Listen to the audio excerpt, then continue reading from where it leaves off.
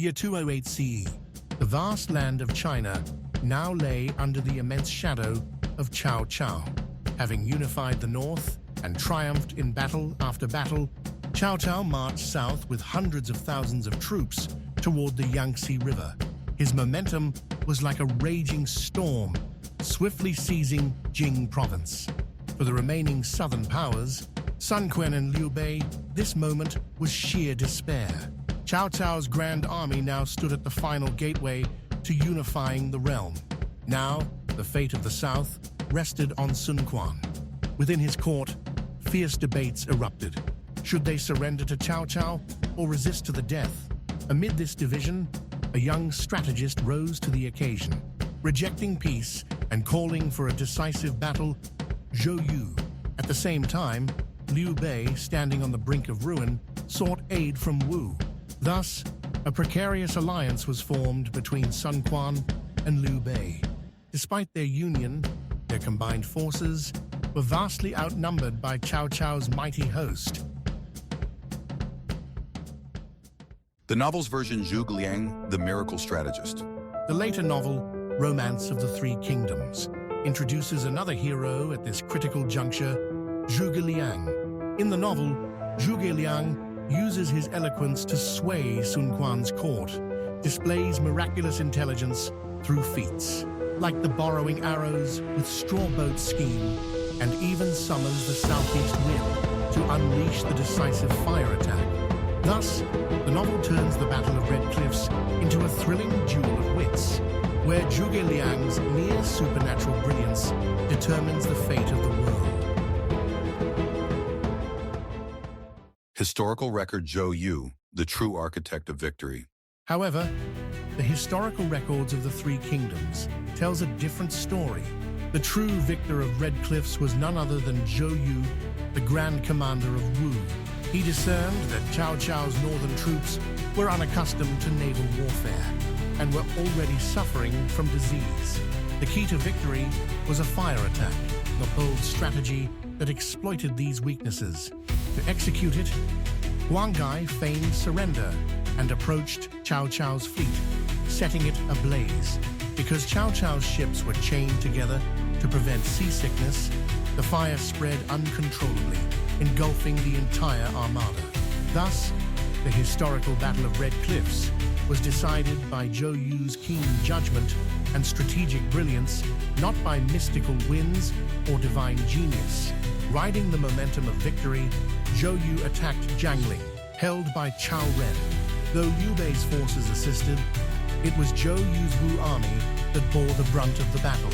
After capturing this area, Zhou Yu granted Liu Bei temporary control over part of the territory to preserve the Sun-Liu alliance.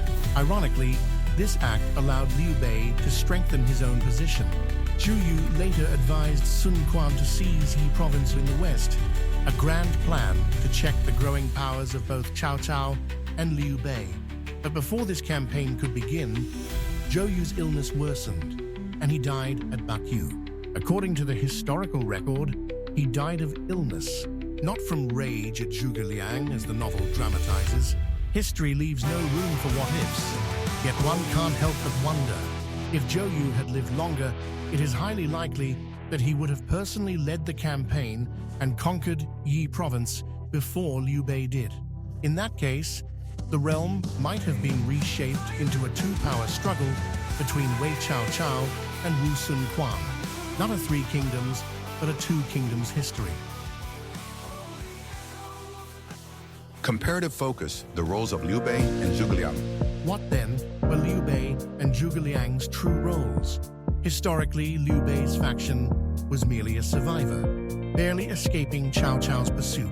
Zhuge Liang may have played a diplomatic role, but he did not lead or dictate battlefield strategy. The decisive victory belonged to Wu and Zhou Yu. This comparison highlights how the novel deliberately exaggerated Zhuge Liang's role to elevate Liu Bei's image and moral authority. Hang Tong's chain strategy, historical or fictional? Another point of intrigue is the linked chain strategy introduced in the novel. In fiction, Pang Tong advises Cao Cao, to chain his ships together to reduce seasickness, a plan that ironically sets the stage for the devastating fire attack. However, there is no historical evidence that Pang Tong ever served in Cao Cao's camp. It is far more likely that Cao Cao's own troops, being northern land soldiers, chained their ships for stability and disease control. The novel transforms this logistical mistake into a dramatic stroke of strategic irony. Conclusion: the dawn of the threefold division of the realm. The Battle of Red Cliffs was more than a single military clash. It reshaped the course of history. Cao Cao's defeat ended his ambitions to cross the Yangtze and unify the empire. Sun Quan, having preserved the south, consolidated his power base. Liu Bei, seizing the opportunity, conquered the southern commanderies of Jing province, expanding his influence. Finally, Liu Bei embarked on Zhou Yu's unrealized campaign to capture Yi province, establishing a stable base for the Shu Han state. Thus emerged the tripartite division of the realm. We under Cao Cao were under Sun Quan, and Shu under Liu Bei.